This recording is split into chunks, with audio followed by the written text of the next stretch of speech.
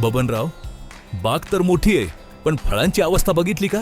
जागोजागी काळे डाग, कुर्ज आणि तेलाचे चट्टे दिसतायत. शेठजी, यंदा पाऊस जास्त झालाय, लय औषधं फवारली, मोजकाच रिझल्ट आला, खर्च पण भरपूर केलाय.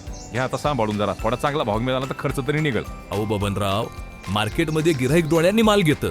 या डागाळलेल्या डाळिंबाला मी जास्त भाव देऊ शकत नाही, कारण मालाची गुणवत्ता शिल्लक नाही. राम राम शेठजी. राम राम विठ्ठलराव. राम राम बबनराव. काय म्हणतोय व्यवहार, ठरला का नाही सौदा? कसला सौदा? बबनरावरावांच्या मालाची क्वालिटी खूपच खराब आहे.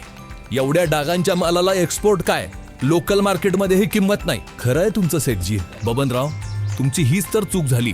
तुम्ही फक्त बुरशीनाशकावर भर दिला, पण जीवाणूजन्य रोगांकडे दुर्लक्ष केलं. म्हणजे मी तर खूप महागडी औषधं मारली. अहो, डाळिंबावर एकाच वेळी बुरशी आणि जीवाणू दोन्ही हल्ला करतात. तुम्ही फक्त एकाला मारलं, पण दुसऱ्यानं फळांची वाट लावली, म्हणूनच तुमच्या मालाची क्वालिटी खराब झाली. मग तुमची बाग एवढी चमकदार कशी? तुमच्या फळांवर तर एक पण डाग नाही. कारण मी वापरलं कोनिका, धानुका कंपनीचं कोनिका. यात बुरशीनाशक आणि जीवाणूनाशक दोन्हीची ताकद एकत्र आहे. हो, हे मात्र खरंय. विठ्ठलरावांच्या बागेतला माल सर्वांपेक्षा चढ्या भावाने उचललाय, कारण त्यांच्या बागेत कोनिकाचं सुरक्षा कवच होतं.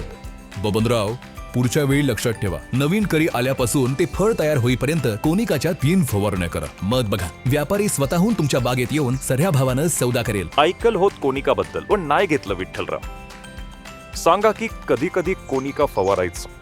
पहिली फवारणी फूल लागायला लागली की लगेच, दुसरी फवारणी फळ लिंबू आकारात असताना घ्यायची, आणि त्याच्यानंतर परत तिसरी फवारणी 15 दिवसानंतर करायची. माझ चुकलंच राव.